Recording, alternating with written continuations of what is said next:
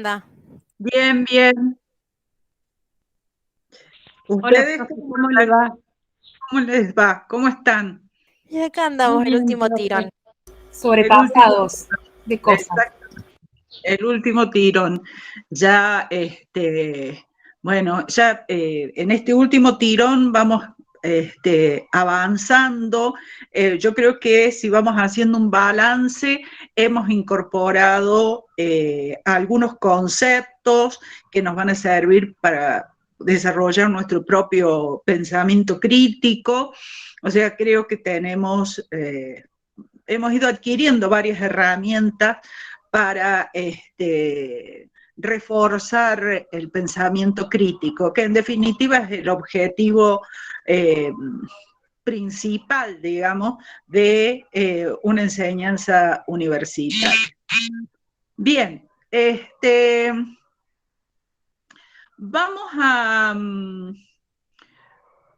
Quisiera que trabajemos hoy particularmente el texto de Monique Wittig, eh, porque allí vamos a aplicar todo lo que hemos aprendido de concepto, ¿sí? Me gustaría que profundicemos en ese texto, ¿sí? No sé si lo han podido ver, pero quisiera que trabajemos allí sus ideas principales desde esto que hemos ido aprendiendo de los conceptos, ¿sí? Entonces voy a hacer un repasito muy rápido con las ideas principales que han ido aportando los distintos autores, ¿sí? ¿Estamos hasta acá? Sí, profe. Bien, Profe, perfecto. ¿cuál era el texto que decía que íbamos a repasar hoy? Que no llegué a escuchar bien. El de Monique Wittig. Ah, bueno, gracias. Bien, entonces, primero, vamos a empezar por el señor Kant, ¿sí? Que es nuestro eje. En esta materia, digamos, Kant no se puede obviar, porque es con quien dialogamos. ¿Sí? Ustedes fíjense que es el eje que atraviesa todo el programa. ¿Y por qué Kant? Porque Kant es un representante de esta idea de la razón ilustrada, nos dio algunas nociones fundamentales como la noción de pensamiento crítico, ¿sí? La idea de crítica, que después la toma Foucault, pero es una idea kantiana fundamental, ¿sí? Entonces, eso se lo debemos a Kant, ¿sí? Otra noción que es fundamental es la noción de que los objetos solo pueden darse si hay conceptos, ¿sí? ¿Y por qué esta idea es tan importante? Y fíjense que después todos los otros textos que venimos analizando tienen de alguna forma esta posición, ¿sí? Si bien, claro, en Kant esas categorías son universales y todo lo demás, pero ¿por qué es un aporte fundamental? ¿Sí? Eso es lo primero. Nosotros teníamos antes esta idea aristotélica que ha predominado de que las cosas tienen una estructura, una forma que es esencial, ¿sí? Y que el ser humano puede captar esa esencia. Es decir, que el concepto de alguna forma describe o capta, ¿sí?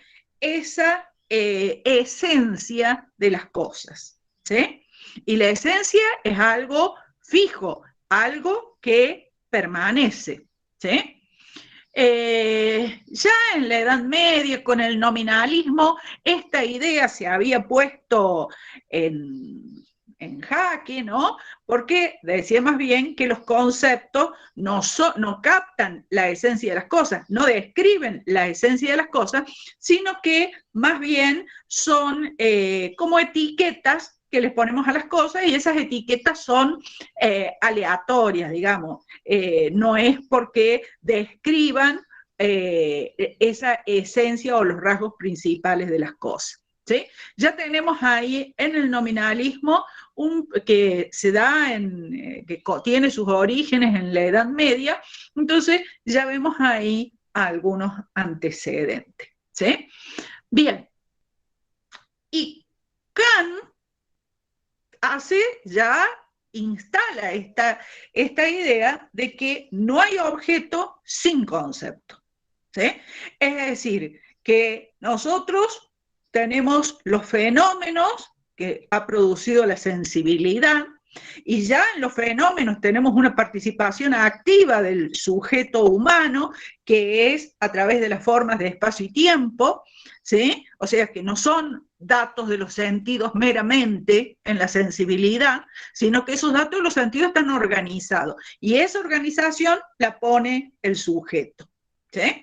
Bien, ese fenómeno que constituye la sensibilidad, que es ya una síntesis,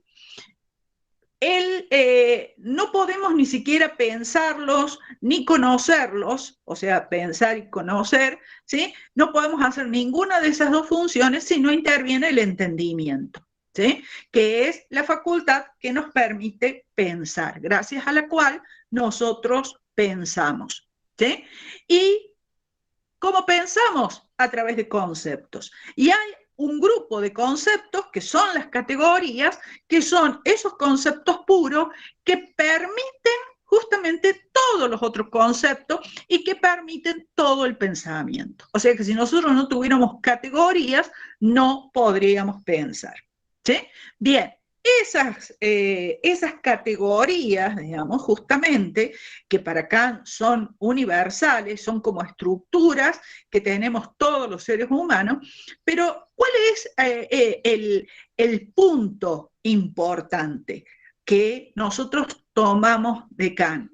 Es que los conceptos constituyen los objetos, ¿sí? Es decir, que si no hubiera conceptos, ¿sí?, no habría objetos. En ese sentido que decimos no hay objeto sin sujeto, ¿sí? Pero ¿qué quiere decir no hay objeto sin sujeto?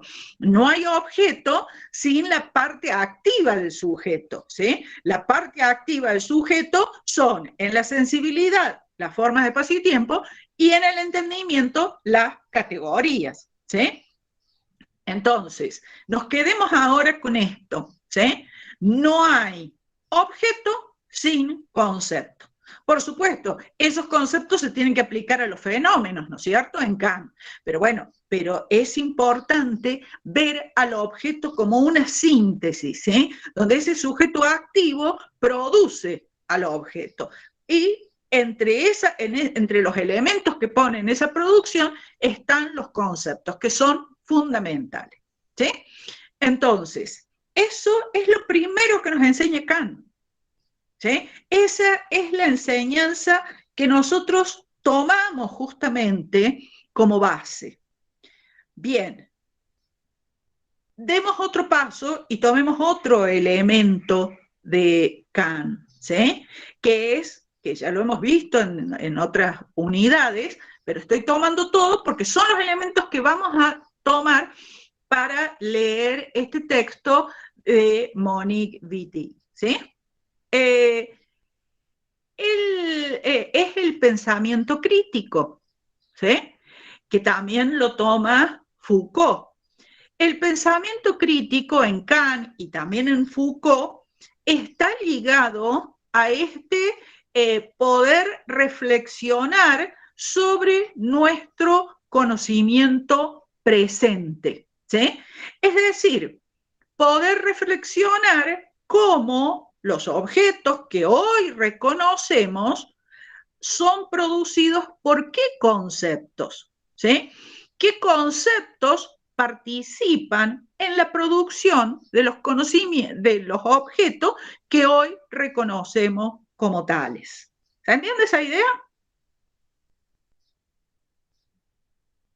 ¿Me dicen? Más o menos, me perdí un poquito. Ajá. A ver, Solán, vamos de nuevo, ¿sí?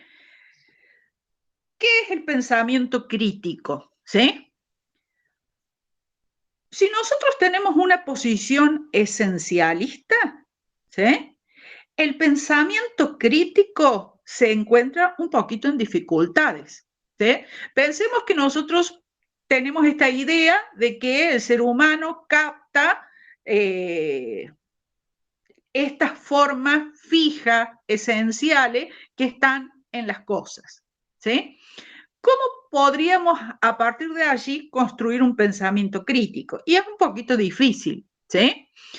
En cambio, si nosotros decimos que los objetos, ¿sí?, son producidos no porque los objetos sean dados, el objeto no es algo dado, algo que está allí, ¿qué quiere decir dado? Algo que está allí independiente del sujeto, ¿sí? El objeto no es eso, ¿eh?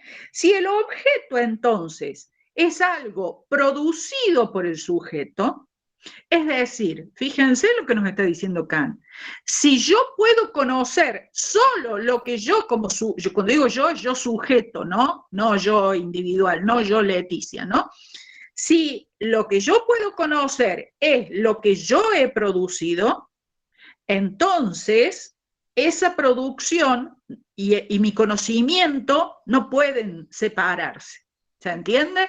Es decir, que en Kant el conocimiento y la producción de conocimiento están juntos, ¿sí? Son algo que no se puede separar. Y la experiencia, ¿sí?, como experiencia, digamos, fundamentalmente científica, es una experiencia en la cual el sujeto ha producido los objetos que va a experimentar y que hacen posible ese conocimiento científico. ¿Estamos hasta ahí? Eso es Kant. ¿Estamos hasta ahí? Sí, sí. Bien. Sí, Vamos sí, ahora sí. al pensamiento crítico, ¿sí? Vamos ahora al pensamiento crítico, ¿sí? En Kant hay una idea que después retoma Foucault. En Kant, digamos, recuerden que Kant, cuando habla del pensamiento crítico, ya no habla de la ciencia en general, ¿sí?, sino habla de su propio presente. ¿Sí? Cuando se pregunta, ¿somos ya ilustrados? ¿Alcanzamos ya la ilustración? Bueno, esa pregunta nos abre la posibilidad del pensamiento crítico, ¿sí? Es decir, que nosotros ahora podemos interpelar nuestros conceptos, no en Kant, digamos, si llevamos a la crítica de la razón pura, porque en Kant esos conceptos son universales, pero sí, gracias a esta apertura de esta pregunta que se hace Kant, digamos, podemos nosotros ya comenzar a decir, bueno, podemos interpelar nuestros conceptos, ¿sí? ¿Por qué es importante interpelar nuestros conceptos? Porque esos conceptos constituyen nuestros objetos, ¿sí? Nuestro mundo humano está constituido por objetos y esos objetos son producidos, digamos, por nuestras actividades humanas. En el caso de Kant son universales, todo bien, pero ahora nosotros, gracias a esto que nos está abriendo Kant, ¿sí?, a pesar de que Kant pone un sujeto universal, esta homogeneidad de los objetos, etcétera, sin embargo, al ponerlos como dependiendo de los conceptos, nos abre las puertas para que nosotros podamos interpelar esos conceptos. Kant no hace eso, ¿sí? Pero sí nosotros podemos empezar a decir, bueno, gracias a esta idea es que nosotros podemos abrirnos y preguntarnos con qué conceptos se constituyen nuestros objetos, ¿sí? ¿Se entiende esta idea? Entonces, ¿cuáles son los y si vemos que, por eso Foucault habla de una ontología del presente, ¿sí?, ya en una lectura más Foucaultiana de ese pensamiento crítico de Kant, ¿sí? Entonces, si los conceptos que están en mi mundo, ¿sí?, los conceptos que están en nuestro mundo, perdón, los objetos que están en nuestro mundo, los objetos que pueblan nuestro mundo. ¿Qué mundo? Ahora ya no es un mundo universal, sino nuestro mundo occidental, ¿sí? Este mundo occidental está poblado de objetos, ¿sí? Yo reconozco objetos, ¿sí? Porque he sido instruida a través de la enseñanza a reconocer ciertos objetos. Esos objetos, ¿sí? Esos objetos, ¿qué conceptos han trabajado para producirlos? ¿Sí? Es decir, que Kant nos abrió una puerta. ¿Sí? Él, por supuesto, como se queda con una idea universal, sin embargo, al poner el objeto como constituido por concepto, nos abre la puerta y nos abre también la puerta del pensamiento crítico cuando dice, bueno, ¿qué pasa hoy? Por eso Foucault habla de una ontología del presente. Ontología porque hablamos de objeto, ¿sí? Y del presente. Hoy, ¿qué objetos? ¿Sí? Y esos objetos, nosotros con qué conceptos los constituimos. Entonces, acá le debemos dos cosas. Esto, que los objetos son constituidos por los conceptos, primero, y segundo, el pensamiento crítico, ¿sí? Ese pensamiento crítico que Foucault va a leer como una ontología del presente porque interpelamos hoy a nuestros objetos. ¿Se entiende? ¿Estamos hasta acá? Sí, profe. ¿Hola? Sí, sí, sí, sí. Profe, ¿podrías repetir esa parte de los objetos, la última frase que dijo, de los objetos que son construidos de la parte de Kant? No me acuerdo cuál fue la última frase, pero los objetos son producidos por los conceptos. En Kant no solamente. Esa era. O sea, los conceptos, los objetos requieren de los conceptos. No hay objetos sin conceptos. ¿Sí? ¿Se entiende? Estamos entonces las dos cosas que le debemos a Kant. Sí, sí. Entonces, ¿podría haber pensamiento crítico sin reconocer el papel activo de los conceptos? Supongan que les pregunto eso en el práctico. No, porque estuviéramos asumiendo No. que hay algo natural previo, que hay una esencia, hay algo predeterminado y hay que asumirlo como tal, fijo y no se modifica. Exactamente, ¿sí? Muy bien ahí, María del Rosario. Es decir, que si nosotros creemos que hay objetos independientes de nosotros, que son ahí sustancias, que es lo que cuando llamamos naturalizar algo, creemos que algo es natural, que algo es dado, que está ahí y que nosotros como sujetos humanos no hemos intervenido en esa producción, entonces el pensamiento crítico se hace muy difícil, por no decir imposible, ¿sí? El pensamiento crítico requiere pensar, concebir al objeto como producido, ¿sí? Producido por el sujeto, ¿sí? Entonces, esos objetos tienen que ver justamente con, digamos, con esos conceptos que nosotros tenemos. Entonces, cuando nosotros abordamos la sexualidad, ¿sí? La sexualidad pensada como un objeto, ¿sí? Entonces, si nosotros queremos desarrollar un pensamiento crítico con respecto a la sexualidad, tenemos que pensar que la sexualidad no es algo dado, ¿sí? ¿Qué significa la sexualidad naturalizada? ¿Sí? La sexualidad pensada como algo dado. ¿Qué significa? Pregunto.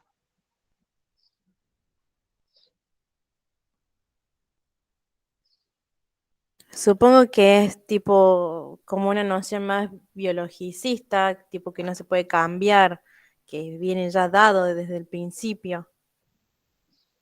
Como parte de la vida natural nuestro, como el ciclo natural del ser humano.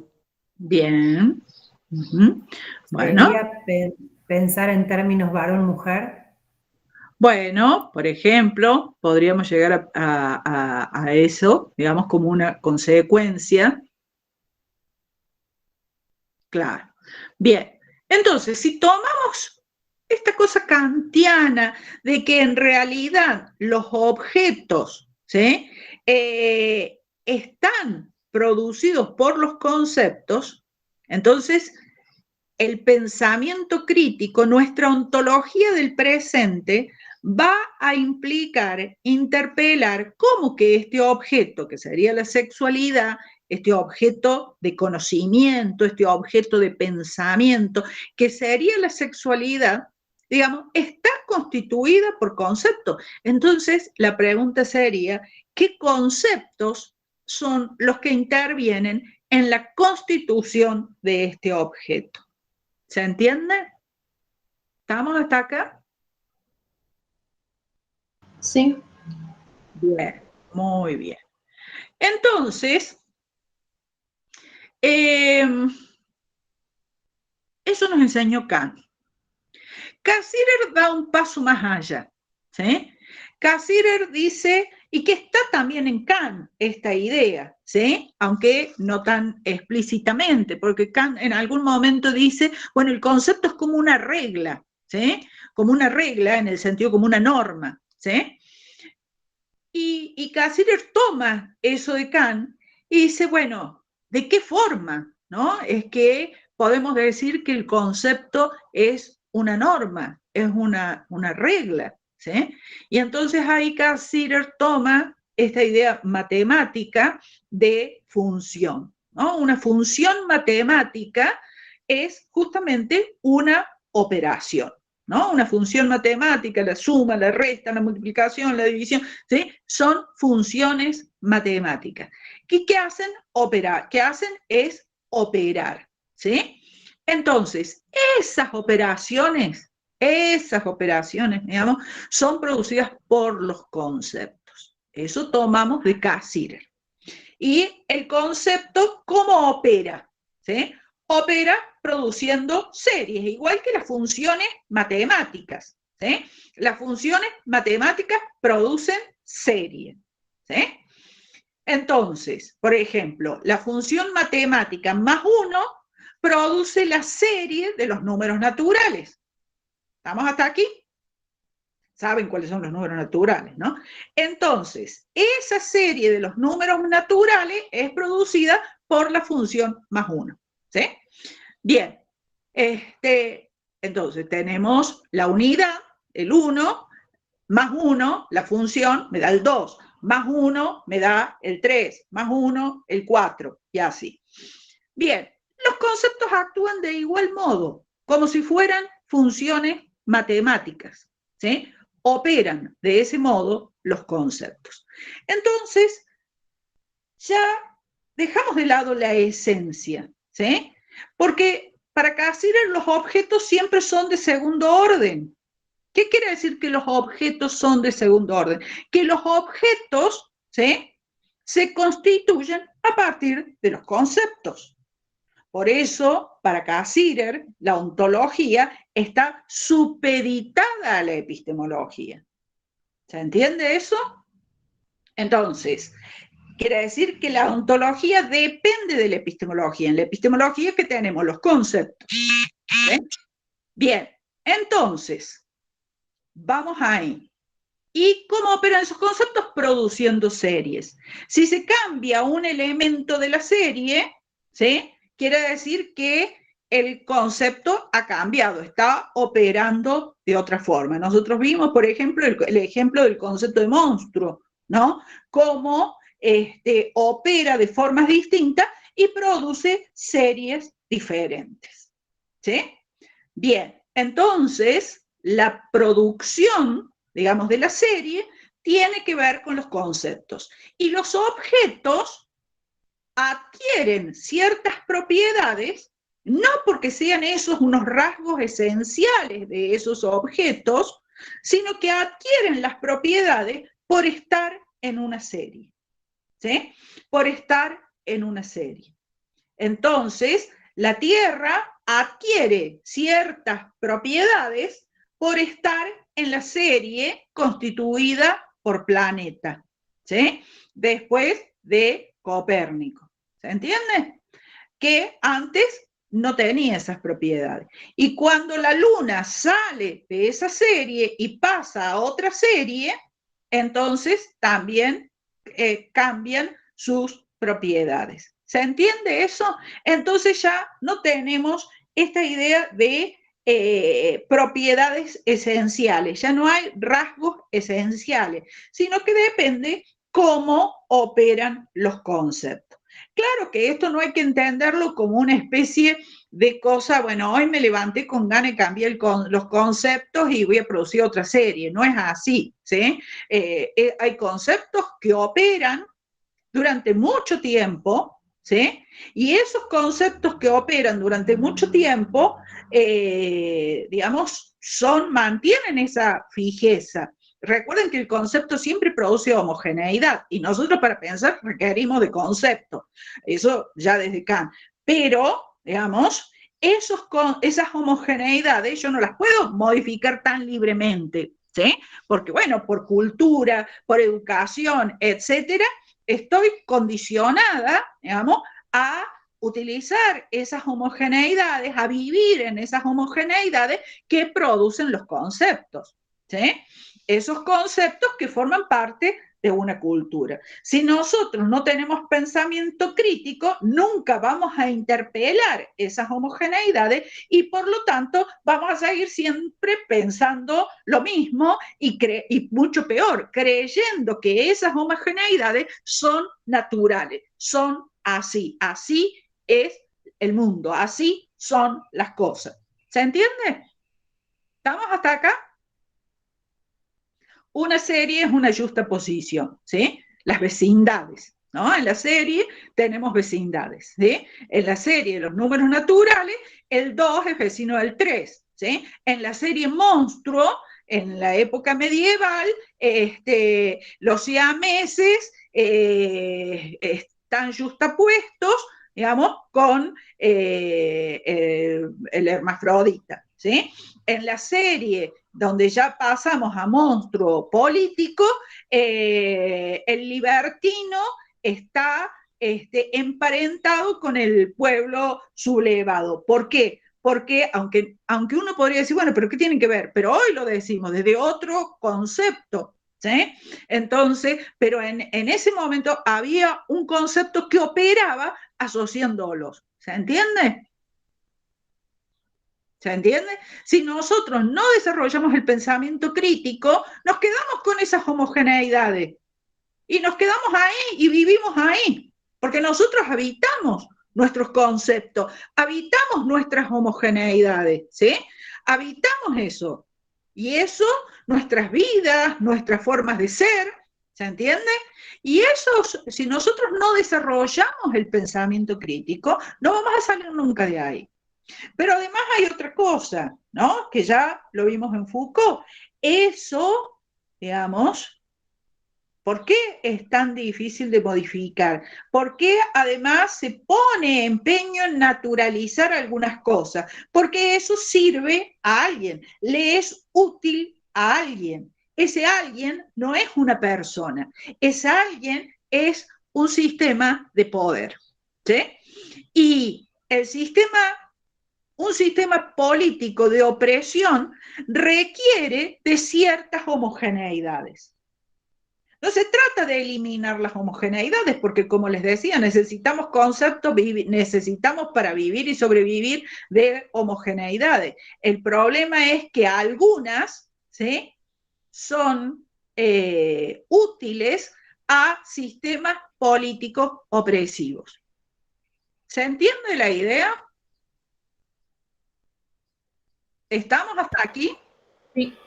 Entonces, ojo con no caer con esta cosa de lo que yo pienso. Bueno, no existe el yo pienso. Yo, Leticia, pienso. ¿Sí? Cuando yo pienso, mi actividad subjetiva individual está atravesada por una serie de discursos. Es decir, alguien piensa a través de mí. ¿sí? Y eso es muy difícil evitarlo, salir de ahí. Pero el pensamiento crítico me mantiene alerta, ¿sí? Me mantiene alerta. Y eso es lo importante. O sea, esa actitud, el pensamiento crítico es una actitud, ¿sí? Es la actitud de estar alerta, ¿sí? De decir, a ver, interpelando siempre los conceptos que constituyen nuestros objetos. No solamente los objetos científicos, sino también los objetos de nuestra vida cotidiana. ¿Sí? ¿Estamos hasta acá?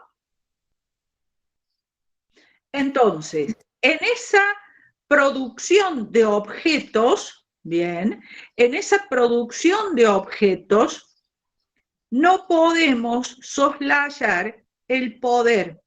Por eso, y esto, bueno, allí Kant no interviene, o por lo menos no explícitamente, pero sí nosotros tenemos que tener presente eso.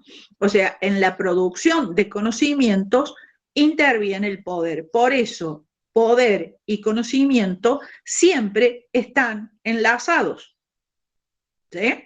Entonces, no podemos separar, digamos, el conocimiento del poder. Por eso, toda epistemología tiene que estar asociada con una filosofía política, porque si no, no hay pensamiento crítico. ¿Sí? El pensamiento crítico, está bien, requiere de estas herramientas conceptuales, requerimos de Cassirer para aprender a ver algunas cosas, pero eso lo tenemos que revisar, no nos alcanza con decir el concepto opera produciendo objetos, eso lo sabemos, gracias a Cassirer y todo muy bien, y también gracias a Kant primero, pero ahora necesitamos dar un paso más. Y allí está esta cuestión de la ontología del presente, ¿sí? Nuestros objetos, hoy, ¿sí? ¿Y de qué forma le sirve eso a sistemas políticos de opresión? ¿Sí? Entonces, cuando nosotros reconocemos cuáles son los sistemas políticos de opresión, vemos el colonialismo, vemos el patriarcado y el capitalismo, ¿sí? Y por lo tanto vemos necesariamente un enlace entre esos tres que constituyen el sistema político de opresión. Entonces, cuando nosotros vamos a tomar un objeto como el de sexualidad, ¿sí? No podemos analizarlo fuera de eso, porque los conceptos con los cuales se produce ese objeto, los conceptos que han operado para producir ese objeto, para poner a la sexualidad en una serie, ¿sí? Para homogeneizar la sexualidad con otros objetos, entonces tenemos que ver de qué modo esa operación le es útil a un sistema político de opresión, como es el colonialismo, como es el patriarcado y como es el capitalismo. ¿Se entiende? Ya con Haraway vimos que tenemos que salir de esta idea de objeto pasivo, ¿sí? Salir de esta idea del objeto pasivo, sino que ahí tenemos que ir poniendo, digamos, visualizando un objeto, digamos, que resiste, un objeto que, digamos, interpela también nuestros conceptos, ¿sí? Entonces, eso es lo primero. Entonces, salir de la idea del capitalismo, del objeto como un recurso, ¿sí? La sexualidad tenemos que pensarla ya no como un recurso, o mejor, pensar de qué modo la sexualidad es un recurso. ¿Sí? Es un recurso y por eso hace falta naturalizarlo. Por eso la sexualidad es importante naturalizarla, porque si los objetos son recursos naturales, por ejemplo, ¿sí? O aquella palabra tan horrenda como recursos humanos, del mundo empresarial, si es un recurso la sexualidad, quiere decir que es útil al capitalismo. ¿Se entiende? ¿Qué es eso de recurso? Es horrendo eso, ¿sí? Entonces, ¿se entiende esa idea? ¿Se entiende el camino que hemos ido trazando?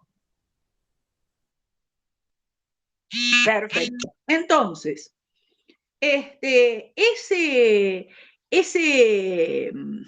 digamos, esa producción de objetos termina no siendo inocente. O podría darse, digamos, de algún modo que podríamos decir, bueno, mecánica, pero en algún momento eso se fija, se fortalece esa fijeza, porque es útil, ¿sí? Y es útil concretamente si eso nos sirve para pensarlo como recurso, y ese recurso, si está el pensamiento de recurso, eso es útil al capitalismo, ¿sí? Y el capitalismo es un sistema de opresión, ¿sí? ¿Por qué? Porque el capitalismo introduce grupos que son oprimidos. Y no podemos salir con la ingenuidad que plantean los libertarios, por ejemplo, que no tiene nada que ver con los liberales, no tiene nada que ver con el liberalismo, lo que plantean los libertarios de que, bueno, cada individuo hace su trabajo, vive de su trabajo, ¿sí? Porque son sociedades, no estamos solos, no somos individuos aislados, ¿sí? Si fuéramos individuos aislados, bueno, estaría todo bien, pero nosotros no podemos ni siquiera percibir una entidad aislada, ¿sí? Si yo les digo, bueno, perciban un objeto aislado, bueno, ustedes no lo van a poder hacer porque ustedes lo van a ver con todo lo que hay en su contexto. Yo les digo a ustedes, miren que aquí estamos en realidad virtual, percíbanme solo a mí. Bueno, salvo que me hagan un recorte, digamos, con la tecnología y me separen, pero aún así es un recorte, ¿sí? Yo creo que esto nos enseña la virtualidad, ¿sí? Si yo les digo, a ver, solo me perciben a mí y alguien me hace un recorte, ¿sí? Y saca todo lo que está atrás, ¿sí? Y me pone así y dice, bueno, esto es Leticia. Bueno, no, ¿sí? No, eso es falso, o sea, no es que sea falso, es una operación. ¿Se entiende? Hizo falta que alguien se tome el trabajo de hacer un recorte, ¿sí? Y entonces me produce como individuo aislado. Pero allí hubo una operación, hubo un trabajo, ¿se entiende? Y me descontextualizó y naturaliza que yo soy esa imagen sin eso que está atrás, pero ahí hubo un recorte, ¿sí? Entonces el individuo siempre es una producción, el individuo siempre es un resultado. ¿Y quién operó? Para hacer esa operación intervienen conceptos, entre otras cosas. ¿Se entiende eso? Entonces, lo de libertario es una ficción. Es una ficción. O sea, es una ficción. Hay una operación conceptual, ¿sí? Exactamente. Lo de Winnicott, ahí me traen esto del bebé en contexto. Podríamos señalar, vamos a suponer el índice, ¿sí? Vamos a señalar un bebé. Pero cuando digamos, bueno, ¿qué es el bebé? Eso de ahí, ¿sí? Y yo señalo el bebé, ¿sí? Pero Winnicott va a decir, bueno, pero el bebé está vestido, tiene ropita, ¿sí? Bueno, si tiene ropita, no es el bebé. Ese bebé tiene cuidado, porque está vestidito, ¿sí? Está alimentadito, ¿sí? O no, por eso está llorando. Entonces, cuando yo señalo el bebé, no hay algo tal como el bebé, este bebé, sino que hay todo un entramado de relaciones. Está en un cochecito, ¿se entiende? Y, o sea, o no, o está en el piso, está tirado en el piso. ¿Es lo mismo un bebé que esté en un cochecito limpito que yo, o un bebé arrojado en un baldío? ¿Es lo mismo? No, no es lo mismo. ¿sí? Entonces, si no es lo mismo, quiere decir que el contexto es relevante. Y si el contexto es relevante, quiere decir que cuando yo lo recorto, vamos a suponer que yo recorto, ¿sí? Como decíamos virtualmente, hago ese recorte del bebé en el cochecito y del bebé en el baldío y los pongo y digo, son iguales. Son homogéneos. ¿Sí? Los dos tienen las mismas propiedades esenciales, pero hice un recorte. ¿Se entiende? Hice una producción, hice una operación, hice un recorte para ponerlos como individuos semejantes, hice una operación. ¿Se entiende? Y he descontextualizado. Y eso es una ficción. Esos dos bebés no son iguales. No es lo mismo un bebé en un cochecito cuidado que un bebé arrojado en un baldío. No es lo mismo. ¿Se entiende? Y no puedo hacer ese recorte porque ese recorte es una ficción, es una mentira. ¿Sí? Bien. Entonces, ¿vamos hasta aquí? Claro. ¿Sí? Sí, sí. Bueno, también la biología tiene en cuenta el contexto. ¿Sí? Cuando nosotros hablamos de contexto, no deben pensar el contexto como una especie de escenario donde viene el objeto. ¿Sí? Vamos a suponer esta imagen, no sé por qué hoy me levanté con esta imagen del bebé un poco fea, no un poco fea, no, totalmente fea, horrible, el bebé en el baldío, ¿sí? Sino un bebé arrojado en un baldío, como que hay casos, ¿sí? Producto del patriarcado, este bebé arrojado en el baldío no es un escenario donde ponemos el bebé, ¿sí? Sino que el baldío es constitutivo también de ese bebé. ¿Se entiende? Y allí entra todo un entramado. Entra todo un entramado.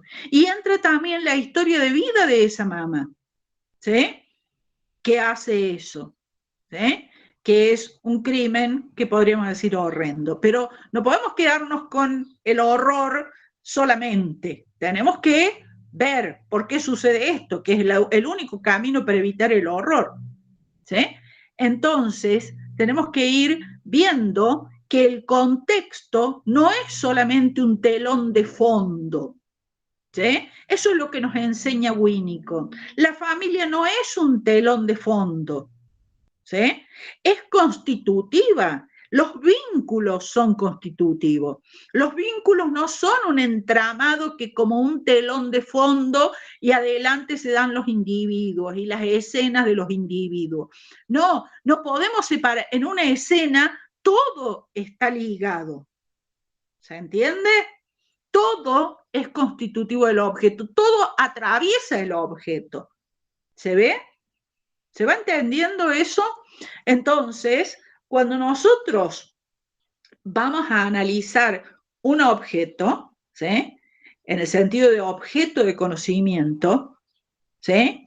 O sea, vamos a analizar el bebé, tenemos que ver cómo ese bebé es atravesado, sea por sus cuidados o por su falta de cuidados. ¿Se ve? Entonces, eso tenemos que verlo. Eso tenemos que entenderlo, ¿no? Porque si no, estamos en abstracciones. Ese individuo recortado, ¿sí? Como decíamos ahí, alguien que recorta y separa, es una abstracción. ¿Y qué quería decir abstracción? Una separación, resto, saco todo y me quedo con una parte. Y lo peor es que confundo esa parte con el todo. ¿Sí? Sí, hay un reduccionismo. ¿Se entiende? ¿Se entiende cómo las consecuencias de todo esto? Entonces, no, ¿cómo la visión en perspectiva sería una abstracción? No entendí eso, que me escribieron ahí. Perdón, no la visión en perspectiva, sino la visión moderna, digamos, de la separación, o sea, esto de poder pensarlo formalmente, no sé si es la palabra correcta, ¿no? Pero, o sea, poder abstraer, pienso el espacio matematizado, pero no sé si me surgió esa duda. Me parece que hay algunas confusiones ahí o no me queda claro. Cuando nosotros, a ver, siempre hacemos recorte, porque nuestros conceptos lo que hacen es hacer recortes, ¿sí?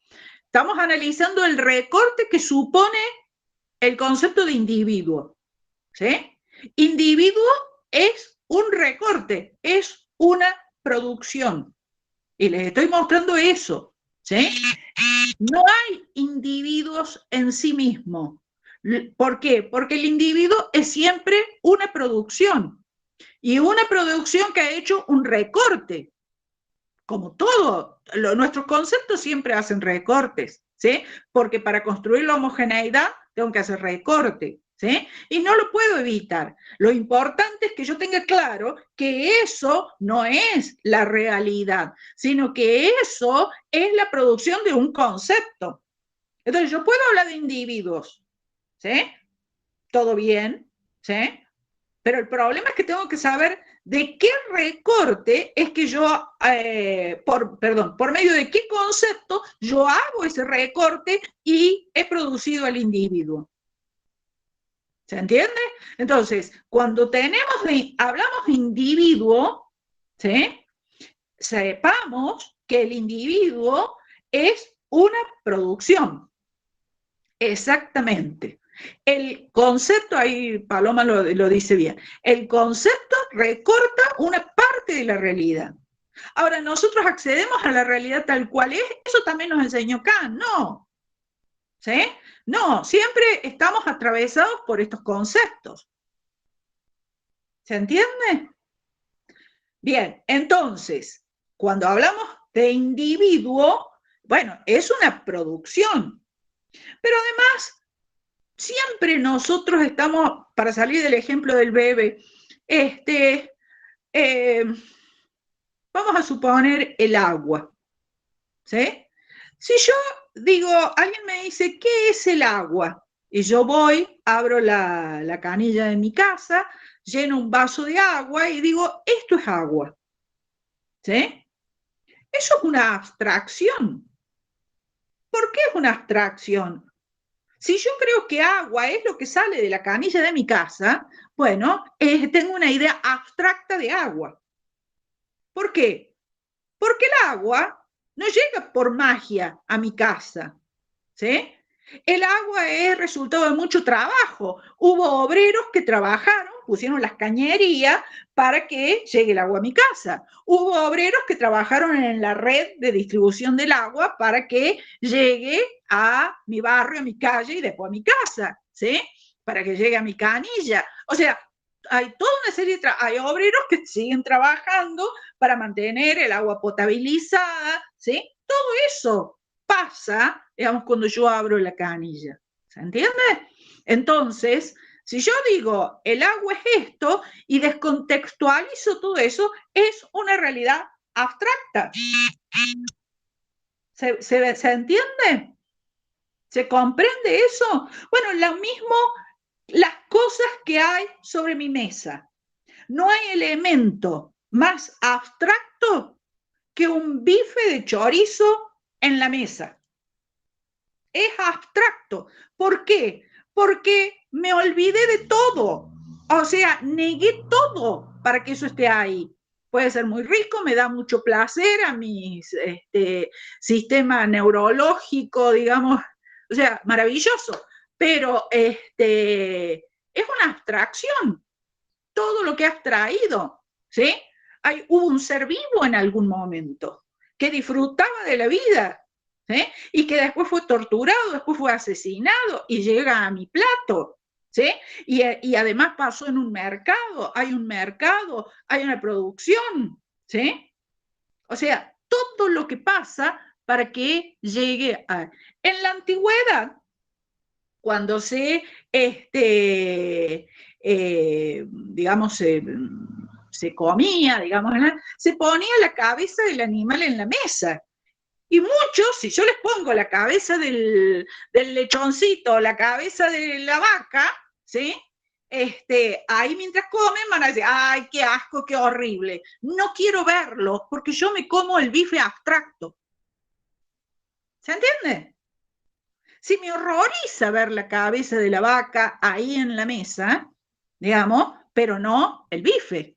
¿Se entiende? O no, lo que decía ahí Paloma, no quiero ver videos de matadero. ¿No? ¿Se entiende?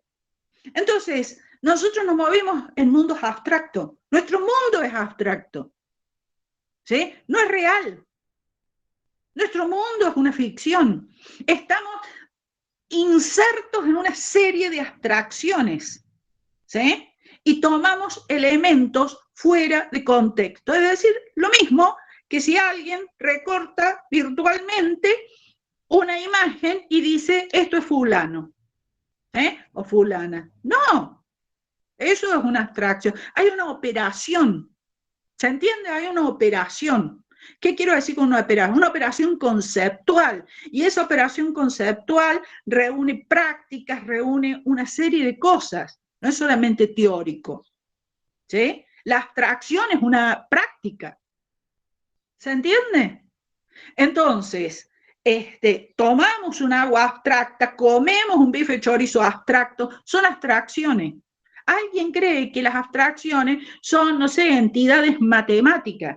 No, abstracto es el resultado de una operación conceptual. ¿Sí? Entonces, eso es lo que tenemos, ¿no? Y lo importante es que nosotros podamos ver cuáles son los conceptos que han operado para que se produzcan esas abstracciones. ¿Sí? Y lo que dice ahí María Virginia, ¿y a quién benefician esas abstracciones? ¿Sí? Porque en esas abstracciones también están los juegos de poder. ¿Se entiende? Eso es lo importante que veamos. ¿Estamos hasta acá? ¿Se entiende eso? O sea, es importante que ustedes lo vean y esto ustedes puedan interpelar los objetos de su vida cotidiana. ¿Sí? Eso es importante, que ustedes puedan interpelar los objetos de su vida cotidiana y que sepan que hay otros recortes, ¿sí? Que hay otras abstracciones. Porque no son las nuestras las únicas. Cuando digo nuestra cultura. Hay otras culturas que producen otros recortes, otras abstracciones. ¿Sí? Y por lo tanto, otros objetos. ¿Sí? ¿Se va entendiendo? Entonces, volvemos ahora con todo este bagaje a la sexualidad. Porque si no entendimos lo que dije hasta ahora, no vamos a entender el análisis de la sexualidad que vamos a hacer. ¿Se entiende? ¿Estamos hasta aquí? Bien, bien, muy bien lo que están señalando ahí. Bien, entonces, concéntrense en lo que estamos hablando ahora. Bien, vamos a la sexualidad. Entonces, la sexualidad es un objeto, ¿sí? Es un objeto que es producido por conceptos, ¿sí? Bien. Sí, Natalia. Ah, perdón. No, perdón, se me activó sin querer. Está bien, está bien. Entonces, lo que tenemos que ver es ahora la sexualidad es resultado de conceptos. Es resultado de un entramado conceptual. Y ese entramado en nuestra cultura es la heterosexualidad. ¿Sí? Es decir, que cuando nosotros hablamos de sexualidad, lo entendemos desde la heterosexualidad. ¿Sí? Es decir, que la heterosexualidad nos hace el recorte, la constitución de eso que llamamos sexualidad. ¿Sí? Bien. Después esa heterosexualidad se transforma en heteronormatividad, cuando ya pasa a decir cómo debe ser. ¿Sí? O sea, primero es heterosexualidad, describe, recorta, produce la abstracción, produce la entidad, produce el objeto, y después se transforma en heteronormatividad. Después nos dice, bueno, así debe ser. ¿Sí? Y lo que no es así, lo que no se ajusta a esta norma, es una desviación. ¿Se entiende?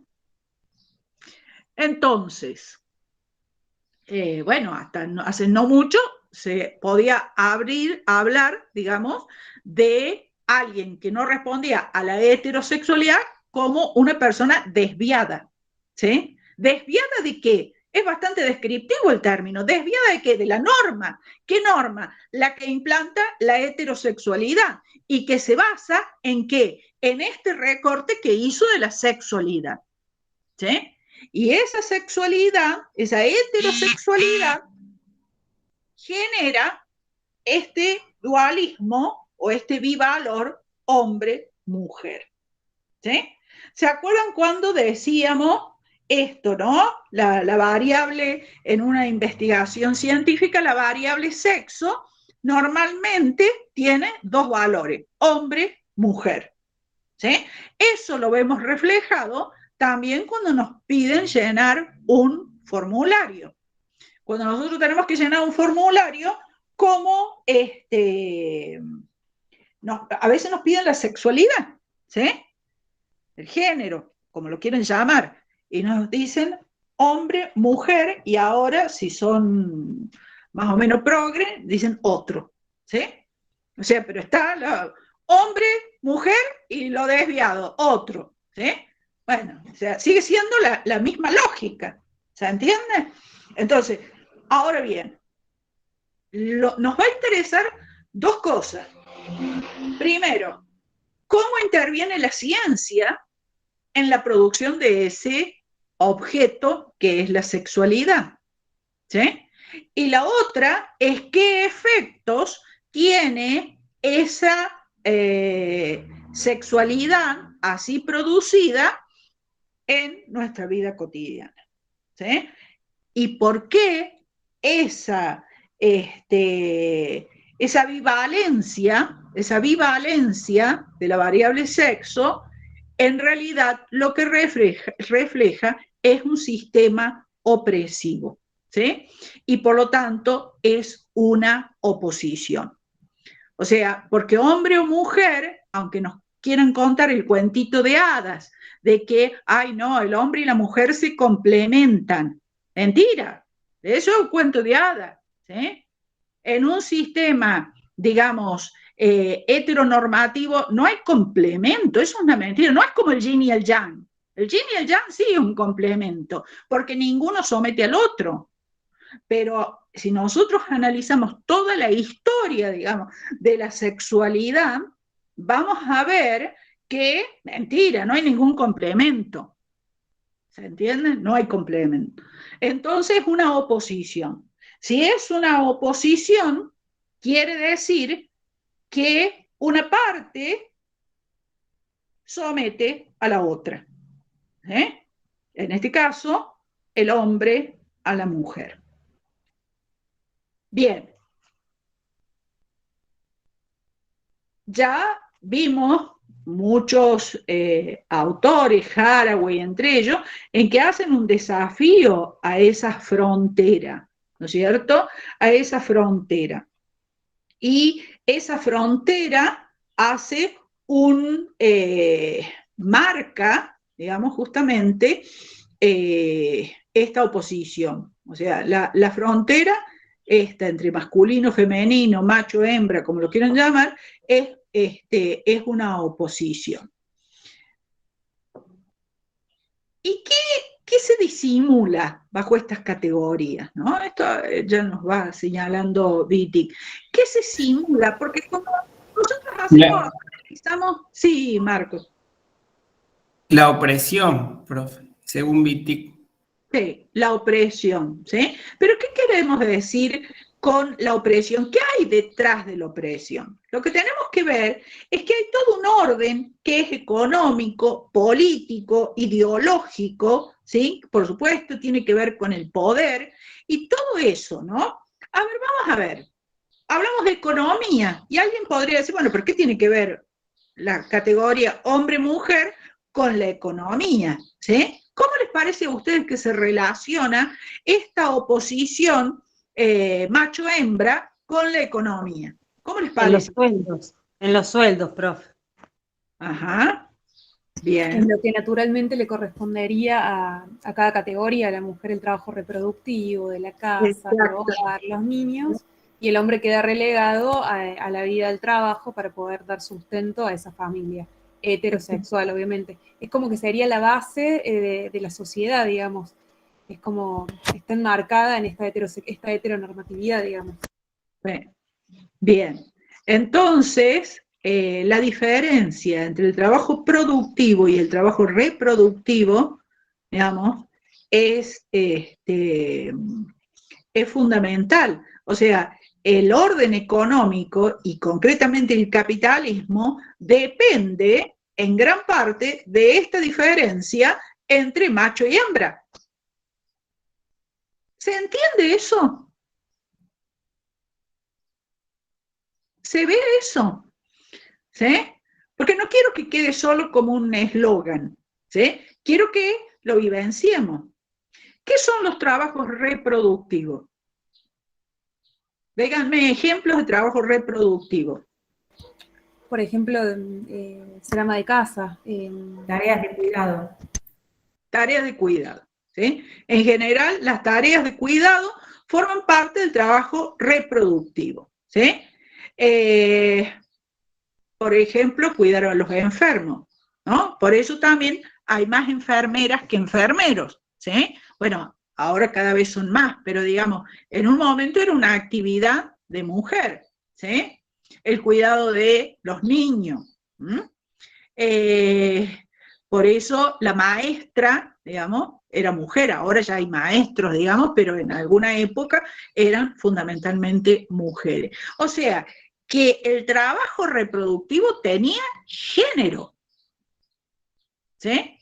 Pero podríamos decir, bueno, está bien, tenía género, pero estaba todo bien, ¿sí? El problema es que ese trabajo reproductivo era invisibilizado. Y es más, tenemos a la ama de casa, ¿sí? Que, digamos, trabajaba casi 24 horas al día y no cobraba un salario. O sea, un trabajo totalmente invisible. Entonces, la oposición macho-hembra está totalmente dibujada en el orden económico. ¿Sí? Entonces, y ese trabajo de cuidado es la base del sistema capitalista. ¿Se entiende? Entonces, no podemos separar este orden que la biología ha legitimado y ha fundamentado, ¿sí? Tan científica y maravillosamente, con el orden económico. Tenemos que ver el enlace de los ámbitos, porque si nosotros siempre pensamos en ámbitos separados y decimos la biología por acá, no, yo voy a estudiar biología y no me interesa la economía, y si estudio economía no me interesa la biología, ¿sí? Bueno, entonces empezamos a tener unas disociaciones que son útiles. ¿Se entiende? Son útiles.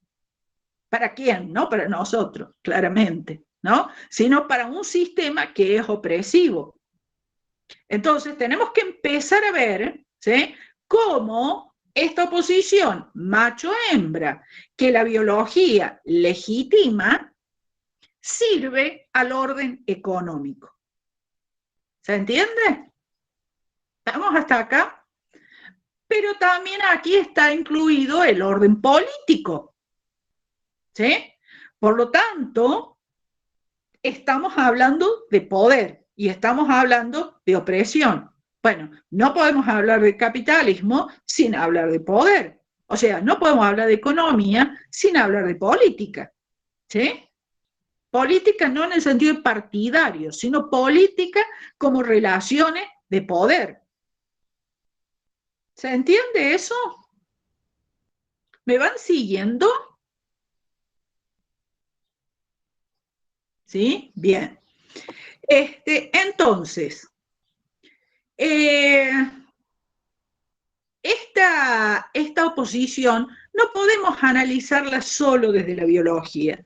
Tenemos que analizarla desde lo económico, desde lo político, ¿no? Y entender que todo sistema de dominación justamente crea estas divisiones, ¿no? Estas divisiones que son fundamentales para el orden económico, ¿no? Bien. Y esas divisiones después son las abstracciones. Y que además de ser abstracciones, es decir, que son recortes que han hecho los conceptos, esas abstracciones, ¿sí?, que producen esos objetos, esas entidades abstractas, son conceptualizadas, ¿sí?, se desarrollan teorías, se desarrollan conceptos más para ir fundando esto, ¿sí? Entonces, eso, digamos, se da todo un entramado que es biológico, que es jurídico, que es, digamos, bueno, psicológico, o sea, de la psicología como teoría, o sea, que entra toda la ciencia, todo eso, ¿sí?, sirve en definitiva para alimentar el discurso del amo, ¿sí?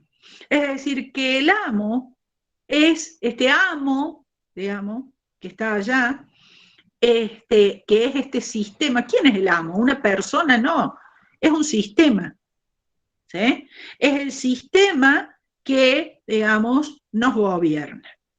Que nos gobierna no en el sentido de este gobierno estatal concreto, sino un sistema mucho más amplio, ¿no? Que es capitalista, que es patriarcal, ¿no? Entonces, eso, bien. Entonces, ahora que entendemos la sexualidad de esta forma, podemos ver que no podemos hablar de sexualidad sin hablar de heterosexualidad y cómo esa heterosexualidad es producida por nuestros conceptos científicos, jurídicos, políticos, ¿sí? Bien. Y esos universalismos que atraviesan, ¿no? Bien. Entonces, esta heterosexualidad lo que describe es una oposición, ¿sí? Es una oposición.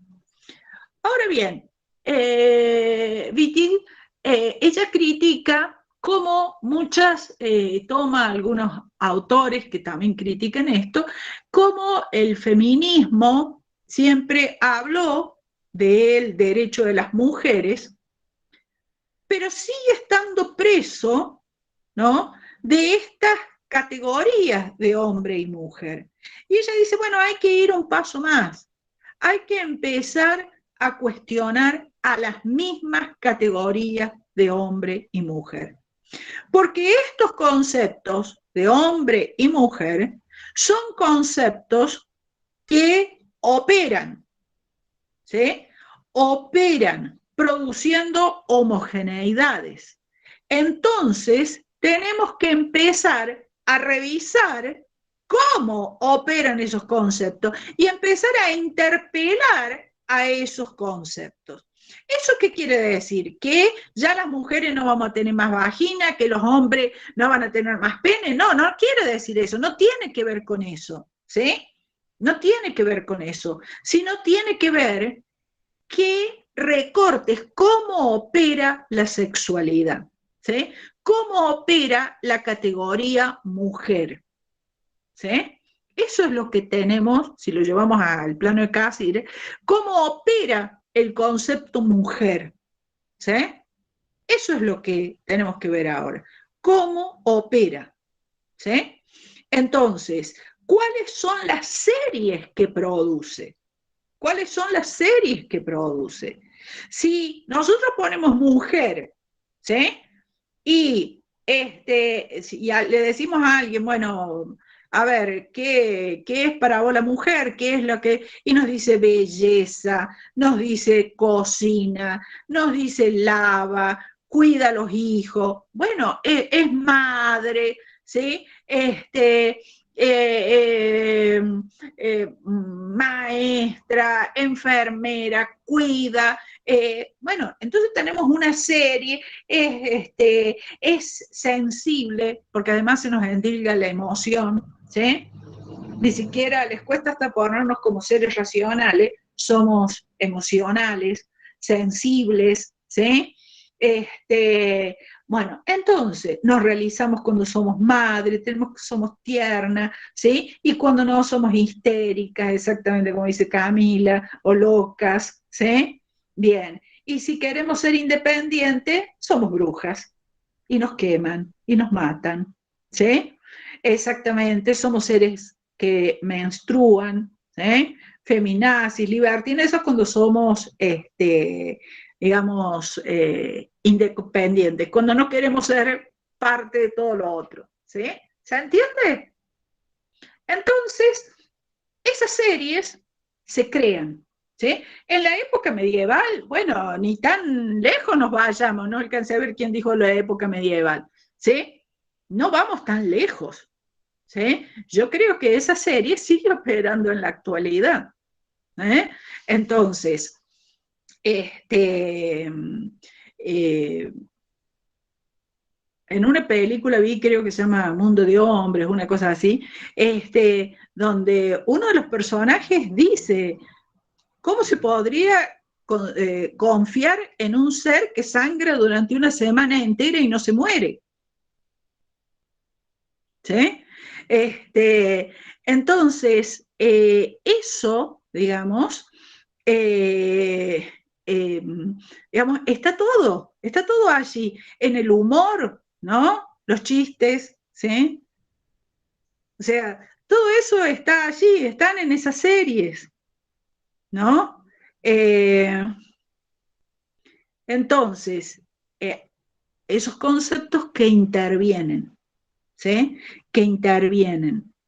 La mujer que le debe lealtad a su esposo. Todavía hoy hay pastores, sacerdotes que hablan de esa obediencia que le debe la mujer al esposo, ¿sí? Entonces, todo eso, ¿no? Bueno, y que hasta hace poco el D, ¿no? En el registro civil. Entonces, toda esa serie es generada por el concepto mujer. Entonces, cuando nosotros hablamos de cómo opera el concepto mujer, tenemos que revisar la serie que produce, ¿sí? Entonces, la educación que debe recibir la mujer, ¿sí? Todo eso, todavía creo que hay colegios que separan por género, ¿sí? O sea, colegio para niñas y colegio para niños, ¿sí? Yo creo que eso tendría que estar prohibido por ley, ¿sí? Bien. Entonces, eso, digamos, tiene que ver. ¿Por qué colegios para niñas y colegios para niños? ¿Sí? Bueno, entonces, eso lo tenemos que ver. Entonces, tenemos que ver cómo, digamos, opera ese concepto de mujer, ¿no? Y entonces empezar a cuestionar a la misma categoría mujer, ¿sí? Y Haraway diría habitar la frontera, ¿sí? Pero además de empezar a decir, bueno, a ver esta categoría mujer, esta categoría hombre, esta categoría mujer. ¿Y qué es interpelar a esas categorías. ¿Qué significa interpelar a esas categorías? Primero, entender que la categoría de sexo no es una categoría a priori, no es como las categorías de Kant, primero, ¿sí? No es a priori, ¿sí? La categoría de sexo no es una categoría a priori, primero, ¿sí? La categoría sexo es posterior, digamos, o depende de una sociedad, porque no todas las sociedades, no todas las culturas entienden sexo de la misma forma, ¿sí? En algunas culturas, la nuestra, sexo es bivalente. O sea, la variable sexo tiene dos valores, bivalente. En otras culturas, la variable sexo tiene más de un valor, ¿sí? Tiene 3, 4, 5, ¿sí? Entonces, hay culturas de pueblos originarios que en ese sentido son muchísimo más progresistas que nosotros. Por lo tanto, si sexo es una categoría de dominación, esa dominación no es natural, ¿sí? Eso es lo que nos está diciendo Wittig. La dominación no es natural, es producida por una sociedad, es producida por un sistema de opresión. Entonces, tenemos que tener claro que no hay dominación natural, la dominación siempre es social, ¿sí? Entonces, todo lo que tiene que ver con la sexualidad es un producto, ¿sí? Entonces, las mujeres somos un producto. O sea, no hay mujer en sentido natural. La mujer es un producto social, ¿sí? Por lo tanto, la mujer es algo que se fabrica. ¿Se acuerdan cuando vimos Foucault y decíamos cómo el dispositivo disciplinar fabrica cuerpos? ¿Se acuerdan cuando vimos eso? Entonces, también acá en Wittig está esta idea, solo que ahora ella está hablando de la fabricación de mujeres. ¿Sí? Entonces yo les pregunto a ustedes, ¿no? Vamos a poder hacer una pregunta de prácticos, ¿no? ¿Cómo es que ustedes perciben la fabricación de mujeres? ¿Sí? ¿Cómo sienten ustedes en su vida personal que han sido fabricadas? O a los hombres, ¿cómo sienten ustedes que las personas, las mujeres que están cerca de ustedes, mamá, hermana, novia, esposa, hija, son fabricadas? ¿Qué queremos decir con esto? Que la mujer está fabricada. Bien, ahí me ponen por la educación, por los estereotipos, me ponen también por las tareas, muy bien. Bueno, a través de películas, novelas, presiones sociales, se la fabrica como sumisa, ¿sí? Estoy leyendo lo que me están poniendo ustedes, ¿sí? Para ser lindas, tranquilas, obedientes, a través de las costumbres, desde el consumo. Bueno, está bien, pero me siguen poniendo algunas son abstracciones. Yo quiero que me digan cómo vivencian ustedes esa fabricación y si algún momento se sintieron fabricadas. ¿Entienden la pregunta? Bueno. Desde pequeñas, me dicen ahí. Sí, desde pequeñas, somos fabricadas desde que nacemos. Determinadas, le dice lo que puedo hacer. Sí. Y además, la doble... Profe, mira. un ejemplo muy concreto, por ejemplo, al momento de vestirme, más de una vez me di cuenta de que no me estaba vistiendo para mí, sino según lo que los otros querían, esperaban, como la idea de ellos que tienen de mí, femenina, delicada, bonita, buena, y como seguir todo eso en cuanto a la ropa, las formas de hablar, todo. Exactamente. Muy No bien. expresar sentimientos también. Exactamente. O sea, tenés que ser, como dice Milagro, bonita, delicada, etcétera, pero no tan bonita y delicada, porque ya pasas al otro lado, ¿sí? Entonces, como que hay una norma, ¿no? Ni muy, muy, ni tan, tan, ¿sí? Sensual, pero no tanto, ¿sí? Usar pollera corta, pero no tanto. ¿Sí? El pero no tanto, en ese pero no tanto, ahí se ejerce la dominación. ¿Se entiende? ¿Se acuerdan cuando decíamos eso, veíamos eso justamente en la producción de cuerpos? Bueno, eso, ¿no? En el detalle, ¿no? ¿Se acuerdan cuando hablábamos del detalle en Foucault? ¿Sí? Bueno, acá en el detalle, ¿sí? El detalle, exactamente, ¿no? O sea, hay actividades, ¿no? Si quiero hacer ballet, como decía hay alguien, ese ballet es para las mujeres, no para los hombres, ¿sí? O sea, eso en algunas familias es lo que nos impone. Y uno puede hacerlo, ¿sí? Uno puede decir, no, yo voy a hacer lo mismo, pero sin embargo, bueno, tiene que tomar esa decisión, no es que uno no pueda resistir a eso, ¿no? Pero justamente eso, digamos, está y está operando, ¿no? Entonces, y esa doble moral también, ¿no? Hay cosas que las mujeres podemos y hay cosas que las mujeres no podemos, que solo son permitidas al hombre, ¿sí? La liberación sexual es para el hombre, no para la mujer. Porque si después quedas embarazada, y bueno, jodete porque no cerraste las piernas. ¿Sí? Entonces, eso, digamos, es lo que a la hora de elegir una carrera universitaria, sí, todo eso, digamos, está.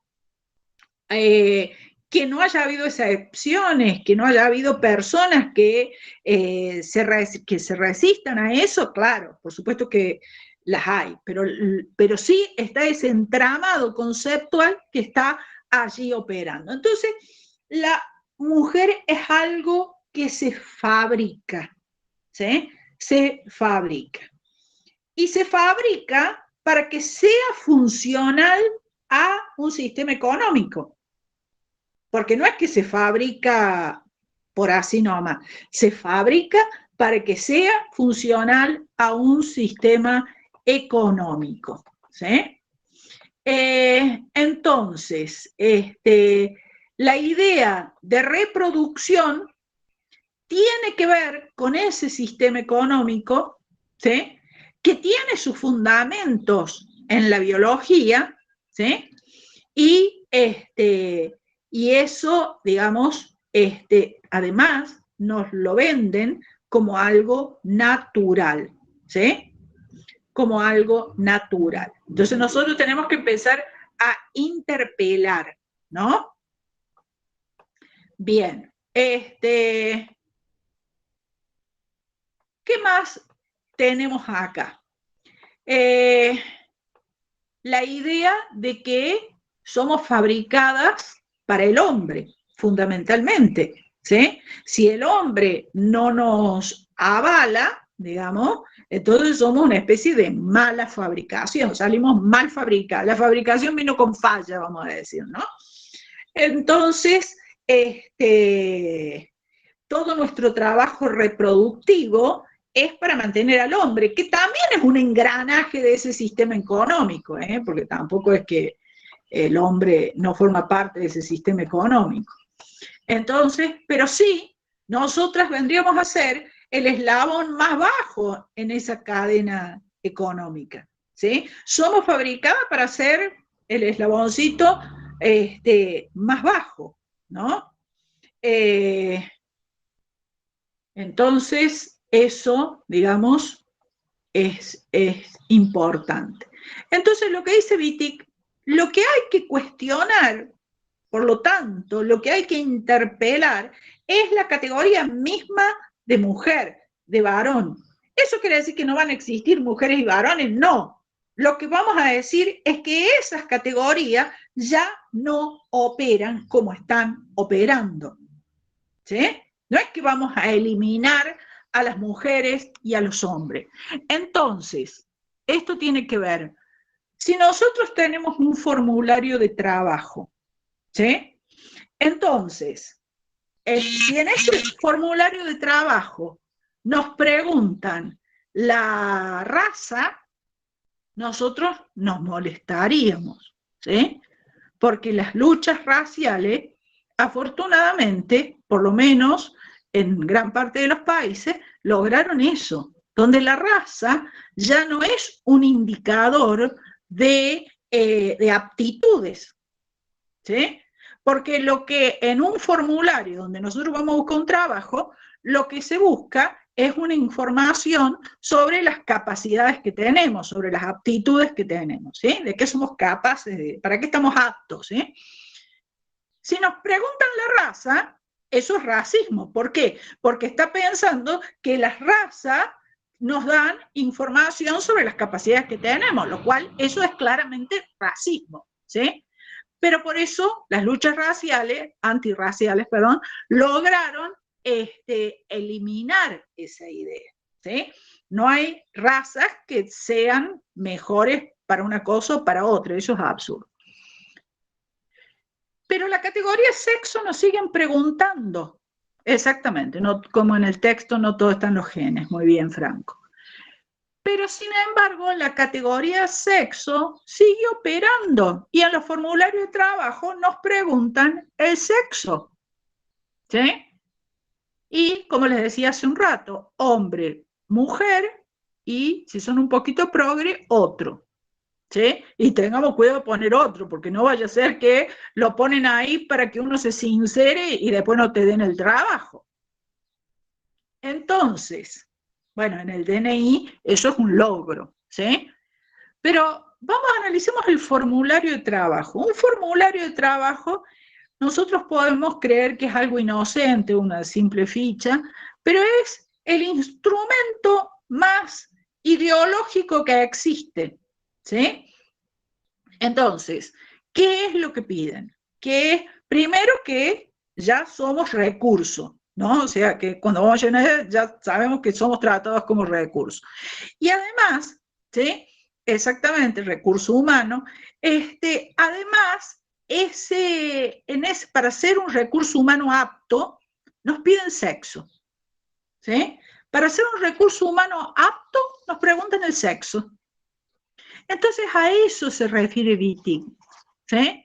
Que así como las luchas antirracistas lograron que la categoría raza no opere, ¿sí? Es decir, que la categoría raza, bueno, va a dejar de haber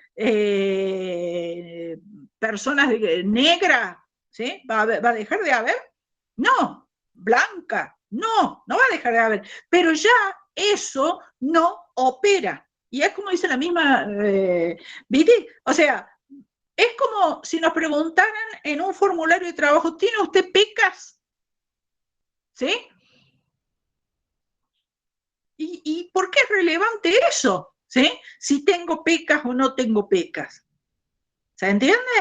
Entonces, eso es a lo que ella se refiere. Así como el tener pecas o no tener pecas no es algo relevante para un trabajo, lo mismo debiera ser si sos mujer u hombre. ¿Sí? ¿Por qué es más relevante ser mujer o hombre que tener pecas o no tener pecas para un trabajo? ¿Sí? Entonces, en muchos formularios está esa variable que nosotros tenemos que completar. Entonces, revisemos eso. ¿Por qué es importante eso, no? ¿Por qué es importante esa categoría? ¿Por qué es relevante? Si yo voy a pedir, por ejemplo, llenar un formulario para ser profesora universitaria, ¿por qué es relevante si soy mujer o hombre? ¿Por qué importa si soy mujer u hombre? ¿Sí? O sea, ¿por qué no me preguntan si tengo pecas o no tengo pecas? porque eso claramente no es relevante, porque sería ridículo, ¿sí? Pero ¿por qué es menos ridículo si soy mujer u hombre? ¿Sí? Bueno, con la edad también es otra cosa, ¿sí? Porque además, en esta fabricación, nos fabrican para que siempre querramos ser jóvenes, ¿sí?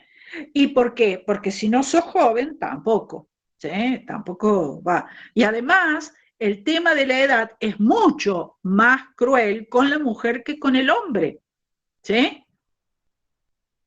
¿Se entera? O sea, el hombre por ahí, un poquito más avejentadito, digamos, hasta podría decirse que en algunos casos le suma, ¿sí? No tanto, pero le suma, ¿sí? Pero en algunos casos, la mujer no, ¿sí? A la mujer no le suma, tenemos que disimular, ¿sí? Y hay toda una producción. Bueno, ahora el hombre también tiene que disimular, también lo ha alcanzado el hombre, pero en general es más, lo mismo el tema de la gordura, ¿sí? Y también el hombre puede exponer su gran abdomen si lo tiene, pero en una mujer queda mal, ¿sí? O las mismas ciertas prácticas. Y un hombre que se emborracha es divertido, qué sé yo, pero una mujer ebria, ¡ay, qué espectáculo horrendo! ¿Sí? Entonces, ¿por qué la categoría mujer funciona, trabaja, opera? ¿Sí? Y de qué modo, en cuestiones institucionales, sigue siendo una categoría relevante, ¿sí?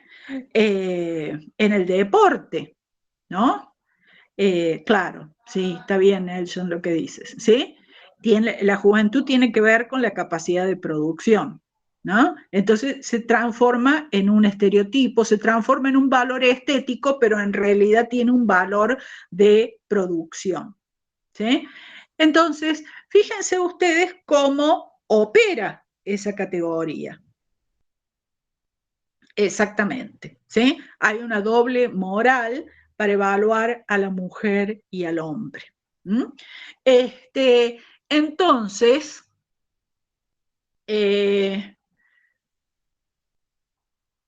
bien, entonces, la categoría de sexo es una categoría opresiva, ¿sí? Es una categoría opresiva. Tan opresiva, ¿sí?, que muchas veces terminamos siendo asesinadas por nuestra condición de mujer, ¿sí? Es una categoría totalitaria. ¿Por qué es una categoría totalitaria? La categoría de sexo, ¿sí? ¿Por qué es totalitaria? ¿Qué les parece a ustedes? Porque creo que define de manera total a uno o a otro. Ajá, determina. O sea, cuando define, muy bien lo que dice Natalia, determina, ¿sí? Y nos determina en función de una sociedad heterosexual, ¿sí? Nos determina en función de una economía, ¿sí? Nos determina en función, digamos, de una economía que es opresiva, ¿sí? Y tenemos que funcionar allí, ¿eh? Tenemos que funcionar allí.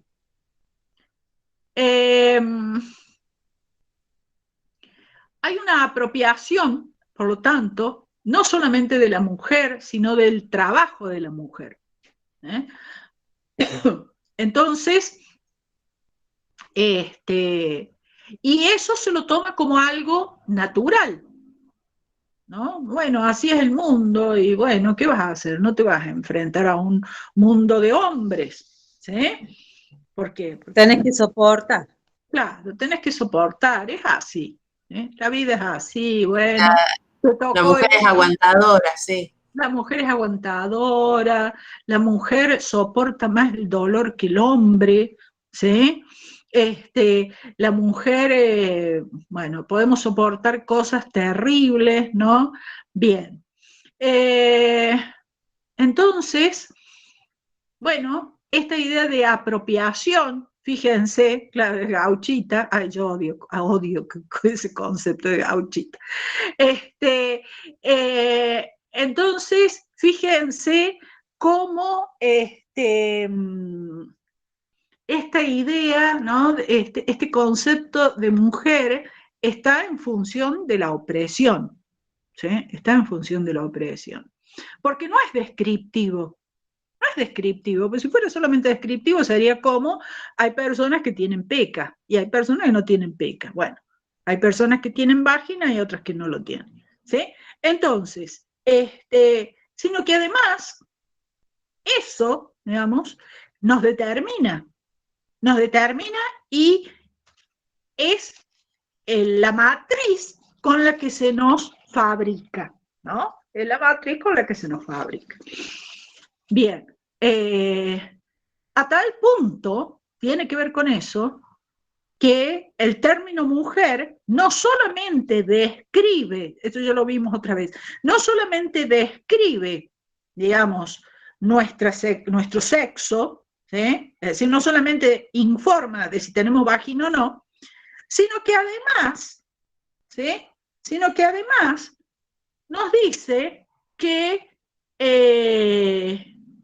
habla de nuestro sistema, de nuestro estado civil. ¿Mm? O sea, cuando un hombre dice, por ejemplo, fulana de tal es mi mujer. ¿Sí? Entonces, cuando el hombre dice, María es mi mujer, es mi mujer. Mujer está describiendo dos cosas, ¿sí? Esto, una descripción sexual, genital, ¿sí? Sino también un estado civil. No es casualidad que el mismo término dice las dos cosas. Es decir, dice la propiedad y dice qué cosa es propiedad. ¿Sí? Y además, ¿sí? Entonces, además de esto, de que el mismo término, ¿sí? Entonces, tenemos aquí que este concepto, entonces, produce siempre una opresión, a punto tal que cuando mujer es sustituido, ¿sí? Cuando mujer es sustituido por esposa, ¿sí? Esposa, ¿no? Fíjense, la esposa es la que está esposada, ¿sí? Entonces, creo que el lenguaje ya nos dice todo, ¿no? En algunos idiomas creo que se dice mi hombre cuando la mujer presenta, ¿no? Pero nosotros no, es muy difícil que en nuestra cultura una mujer presente a su marido diciendo mi hombre, ¿no?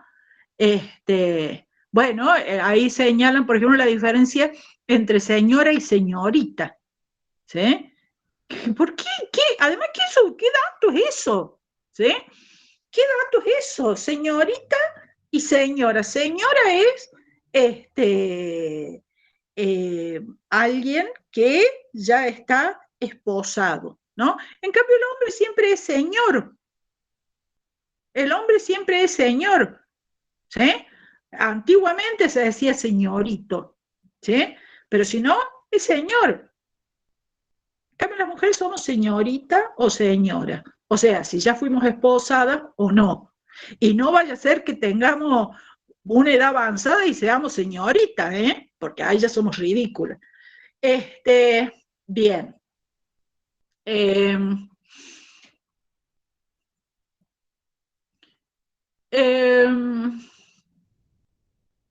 Bien, ¿qué más nos está señalando este texto que tenemos acá? Ya habíamos dicho que es una categoría totalitaria, ¿sí? Tenemos además, nos señala también en otro capítulo, que justamente nuestro cuerpo, ¿sí?, es resultado, es producto de esta manipulación, vamos a decir, ¿no?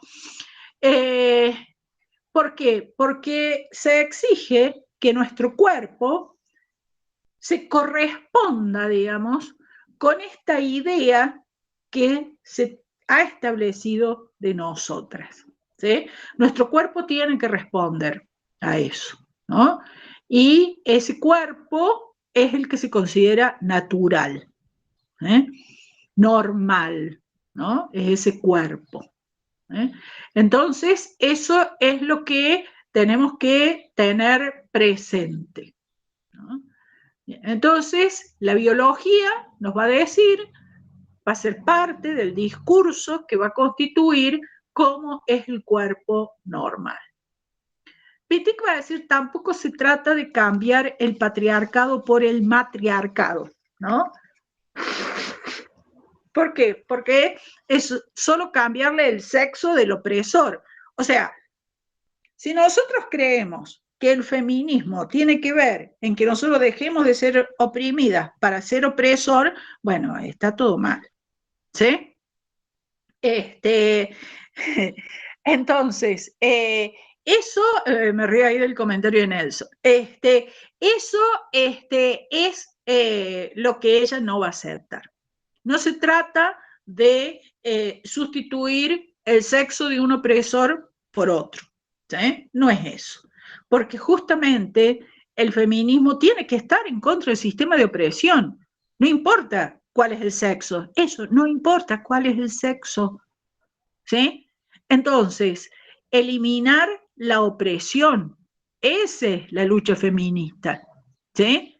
Y los sexos no deben jugar allí en la opresión un rol, ¿sí? Bien. Entonces, bueno, ella pone ahí al lesbianismo como esta idea de habitar frontera para salir de esas categorías, ¿no? Como que el lesbianismo es la interpelación justamente a esta frontera, ¿no?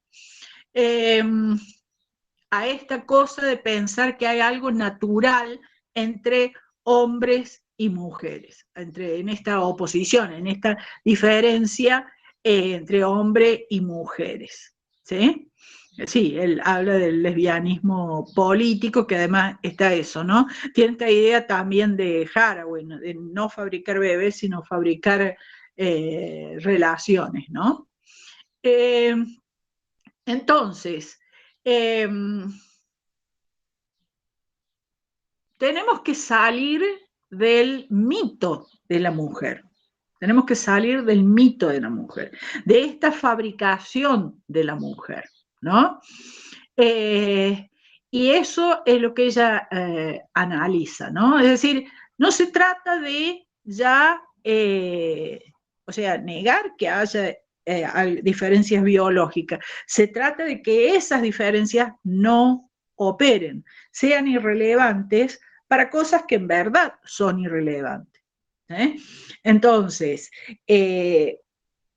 cuando pensamos el feminismo, ya no tenemos que pensar en un feminismo basado en como lucha de mujeres. Por eso es tan bienvenido que en el feminismo se incorporen las compañeras queer, que se incorporen las compañeras trans. Es muy bienvenido eso, ¿sí? Porque eso empieza a debilitar, ¿no?, esas fronteras. Entonces, eso empieza a debilitar esta, digamos, esta clasificación, digamos, heterosexual, ¿eh? Y abre a una pluralidad. ¿Se va entendiendo? Sí, y empieza a romper esa homogeneidad, quizás instala otras, pero por lo menos son más amplias, más diversas, ¿no? La idea de que, salgamos de esa heteronormatividad. Y ojo, esa heteronormatividad, ustedes cuando vayan estudiando la carrera, tienen que tener atento, ¿no?, el pensamiento crítico. ¿Por qué? Porque van a estar atravesados por muchos discursos heteronormativos y ustedes tienen que irlo detectando, ¿sí? Ir viendo cómo opera esa diferencia. Así como la biología tiene un símbolo para hombre y mujer, que los habremos visto en los baños, ¿sí? ¿Cómo es ese símbolo del hombre y de la mujer? ¿No? ¿Cómo los describimos? Fíjense, ahí está toda la idea, toda la información que necesitamos, ¿no? Entonces, fíjense, ¿cuál es el símbolo del hombre en biología? El pene. Sí, o sea, es un circulito que está como con una flechita, ¿sí? Claro. Ah, sí, sí. Una flechita y un espejo, profe. Sí. ¿Y la mujer? Un espejo. Es como un... El circulito. El círculo de la flecha. El círculo con la flecha hacia arriba, no. No importa la dirección de la flecha, da lo mismo que esté, normalmente está arriba y el otro está abajo, pero podría no estarlo. El que de la mujer está tachado, ¿sí? No es una cruz, es un tache, ¿sí? O sea, el hombre es eso y la mujer, ¿sí? No, ¿qué es Cáliz? No, ni siquiera Da Vinci. Estamos hablando de los símbolos de la biología, ¿sí? El símbolo de la biología es el hombre, un palo, por los dos tienen el redondelito, y la mujer, un palo tachado. ¿Se entiende? ¿Lo ven a eso? Sí, se ve en los baños de los bares, sobre todo ese loguito, ese símbolo. Es un símbolo de la biología, es un símbolo científico. Es un símbolo científico. ¿Sí? Uno es un palo y el otro es un palo tachado. Más allá de que, y además se agrava porque a veces está uno hacia arriba y el otro hacia abajo. ¿Sí? ¿Qué quiere decir que somos un palo tachado? ¿Qué quiere decir eso? ¿Qué representa eso? O sea, Superioridad del sexo. somos identificados por lo que no tenemos, por lo que no nos falta. No somos identificadas por, como decía ahí alguien de Da Vinci, por el cáliz. No, ¿qué cáliz? En ese símbolo no hay ningún cáliz. No, porque no tenemos penes. Exactamente, somos la ausencia de. ¿Se entiende? Entonces, pero a lo que voy es que fíjense toda la ideología que hay en un símbolo científico. Científico. No estoy diciendo en la cumbia villera, estoy diciendo en un símbolo científico. ¿Sí? Entonces, eso, digamos, tiene que decirnos algo. ¿Sí? Entonces, fíjense cómo esa categoría, entonces, biológica, ¿no es cierto?, que está en un discurso biológico, no es inocente. No es inocente. ¿Sí? Y esa categoría está atravesando muchos conceptos. ¿Sí? ¿Ustedes saben lo que son las enfermedades venéreas? Sí, profe. ¿Qué es una enfermedad venérea? Aquella que se puede contagiar a través de una relación sexual, como la gonorrea. Perfecto. Está bien. Las feministas lograron que esas enfermedades de transmisión sexual no se llamen más venéreas. Porque, ¿qué quiere decir enfermedad venérea? ¿De dónde viene venérea? ¿De la palabra vena, puede ser? No. No, de Venus. Ah. De Venus. Y Venus... Porque en teoría contagiamos nosotras, ellos no. Claro, exacto. Qué buen, está bárbaro el dato. La enfermedad de transmisión sexual es una enfermedad transmitida por mujeres, por nosotras, chicas. ¿Se entiende? Entonces, bueno, si ustedes algún día van a un médico y les habla de enfermedad venérea y usa ese término, se sacan el zapato y le pegan. ¿Entienden? Porque ya no se puede usar más ese término. Eso es algún logro. ¿Sí? Enfermedad venérea, que es la enfermedad de transmisión sexual, si usan el término venérea, quiere decir que las transmisoras somos nosotras. ¿Se ve? El SIDA en su momento, allá en los 80, las transmisoras eran las prostitutas y los homosexuales. Claro, exactamente. Le venía muy bien eso a la heteronormatividad. ¿Sí? Entonces, ¿se ve cómo opera el concepto sexo? ¿Sí? Y no, está bien, la cumbia villera, por ahí tienen unas letras, el reggaetón tiene unas letras que son de terror, ¿sí? Pero bueno, pero no estamos hablando de reggaetón, estamos hablando de ciencia, ¿sí? Entonces hay muchas categorías científicas que están atravesadas por toda la ideología de género, ¿sí? Por la ideología de género en el sentido, digamos, de heteronormatividad, y de heteronormatividad como sistema opresivo, ¿sí? Por eso somos definidas simbólicamente como el no pene, ¿sí? El palo tachado. ¿Se entiende? Entonces, está bien, el reggaetón es hasta obvio, pero dejemos el reggaetón, vamos a la ciencia, en los símbolos biológicos. ¿Se ve? ¿Se entiende eso? Entonces, entonces, ¿dónde está la neutralidad de la ciencia? Si el símbolo biológico de hombre y mujer tiene ese contenido ideológico, entonces, ¿dónde está la neutralidad de la ciencia? ¿Se ve? ¿Se entiende? Entonces, eso es lo que tenemos que ver, cómo opera, ¿no? Cómo opera esa categoría. ¿Estamos hasta acá? Bueno, vamos terminando, porque ya me estoy quedando sin voz. ¿Alguna duda?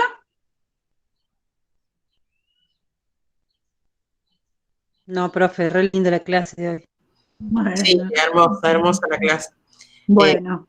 De hecho, lo que usted acaba de decir recién, entiendo una frase, tengo mi hija que estudia ingeniería, y un profe dijo una frase parecida por el tema de que ella no tendría que estar ahí, ya el símbolo de biología, con lo cual se definía la mujer, indicaba dónde tenía que estar. Fue una frase fuerte y ahora entiendo a lo que se refería ese profesor. Sí. Eso está en... Bueno, de hecho, las compañeras que estudian medicina, por ahí tienen que aguantar cada broma, ¿sí? De profesores y entonces, tenemos que estar en el ejercicio. Por eso el pensamiento crítico es un ejercicio constante, ¿sí? Sí, es venérea con B corta, porque viene de Venus, ¿sí? Y la primera enfermedad, digamos, que se identifica es la sífilis, ¿no? Y que se la caracteriza como una enfermedad, digamos, que tenía que ver con la transmisión, o sea, concretamente eran las prostitutas a las que se culpaba, digamos, de la transmisión de la sífilis.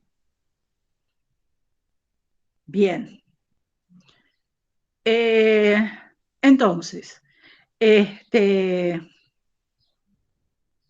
exactamente, Venus, la diosa de la sexualidad, el amor, Venus representa a la mujer, ¿sí? Bien, entonces,